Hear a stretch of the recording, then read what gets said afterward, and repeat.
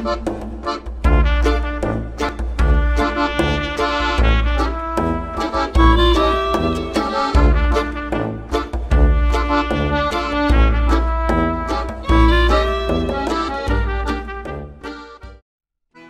legado de educación religiosa de mi papá fue algo que se derivó de manera natural de su propia vida. Mi papá enfrentó muchos retos para mantener su religiosidad. Recién cumplidos sus 13 años, mi papá escapó junto con su papá de Polonia, ocupada por los alemanes. Sentados en el tren, con soldados nazis por todos lados, mi papá estaba muy comprensiblemente aterrorizado. Tenía en su bolsa, en sus manos, sus tfilín y no sabía qué hacer. Dejar pasar un día sin ponerse los tfilín que apenas había recibido en su bar mitzvah le parecía inconcebible. Mi papá me contó cómo fue para él una decisión agonizante. Finalmente decidió ir al baño, esconderse ahí y se puso sus tfilín. Que no importaba la circunstancia, él sería fiel a sus principios religiosos. Aproximadamente 13 años después, en México, cuando nació su primer hijo, mi hermano Tzvi, mi papá buscaba mejores ingresos para su familia.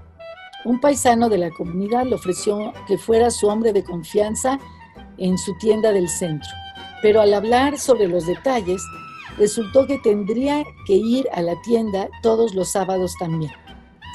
Mi papá le explicó que él respetaba a Chávez, pero el Señor le dijo que no tenía de qué preocuparse. No necesitaba hacer ese día nada en contra de las reglas de Shabbat.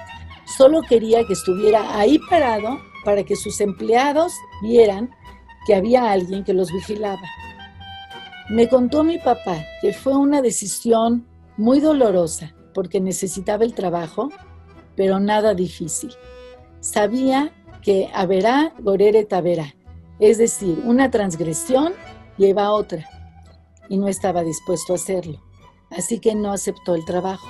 Por último, te comparto una anécdota de muchos años después. Cuando mi papá ya era un hombre muy exitoso, estaba en un país sudamericano, tratando de vender aviones israelíes de carga, y por ello estaba en una junta con el presidente del país. Todo iba muy bien, estaban a punto de cerrar el trato y llegó la hora de comer.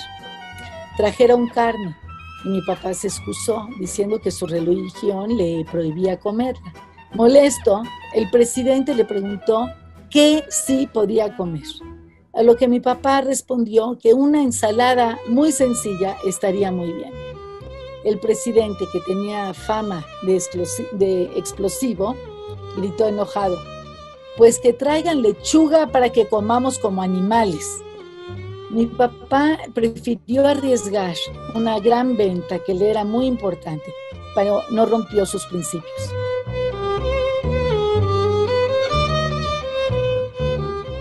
Cuando dices legado, viene a mi mente el último Pesaj que pasamos con él, toda la familia junta, antes de que falleciera. Mi papá, ya muy débil, quiso tener una plática con toda la familia. Ahí nos exhortó a todos a siempre recordar dos cosas: que toda la vida debíamos cuidar la Torá, Kashrut, Shabbat, y que antes de emprender cualquier acción, por más atractiva que fuera, hiciéramos un análisis de costo y beneficio antes de decidir. Si aplico este ejercicio a Emuná, la escuela que fundó mi papá hace 35 años, te puedo decir que el costo en dinero, en horas de trabajo y en entrega ha sido y sigue siendo descomunal. Pero los beneficios también han sido gigantescos. Creo que fue una buena decisión, porque Emuná ofrece una manera distinta de educar dentro de la religión.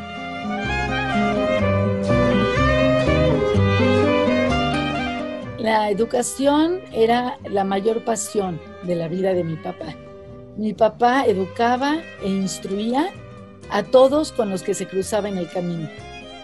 Su primer trabajo en México fue como maestro, y luego como director en la Escuela Tikva en Monterrey y después como moré en la Escuela Yavne en la Ciudad de México.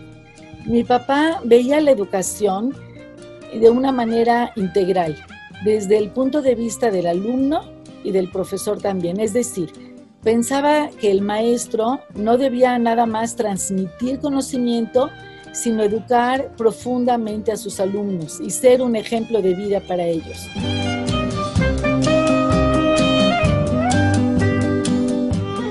No había una escuela en la Ciudad de México que reflejara y pusiera en práctica los ideales de educación que tenía mi papá y que podríamos resumir con Torá o Madá, Torá y ciencia. Reconoce sin lugar a duda que la prioridad en la vida de todo judío y por lo tanto en la educación de todo niño judío es el apego a la Torá. Lo que distingue a este enfoque de otros puntos de vista religiosos es la importancia y el lugar que da a la educación secular y al mundo en general. Aunado a esto, era fundamental para mi papá inculcar en los alumnos el amor al Estado de Israel y enseñar muy bien el idioma hebreo.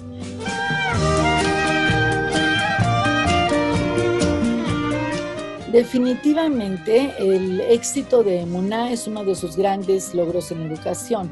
Una escuela que comenzó en una pequeña casa rentada con 12 alumnos y que hoy en día tiene 600 alumnos y 3 locales propios. Que después de 35 años, Emuná sigue siendo fiel al ideal educativo con el que fue fundada. Yo creo que también tengo que agregar que mi papá estaba muy satisfecho y muy orgulloso con la educación que dio a sus hijos, junto con mi mamá, que vive hasta 120 años, a través de su ejemplo constante. Y todos estamos profundamente conscientes del privilegio que es poder ayudar a los demás.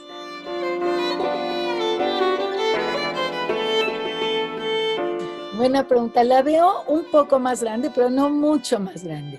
Ya estamos en 600. Yo no quisiera rebasar más de 1000 alumnos en ningún momento. Pero sí quisiera que siguiéramos siendo fieles a nuestro principio, a nuestra razón de ser.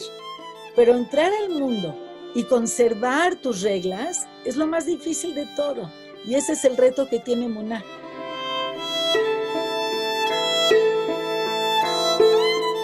Pues tal vez sería esa que nunca termina, que la educación es un proceso constante y mientras vivimos tenemos que seguir educándonos y educando a quienes nos rodean.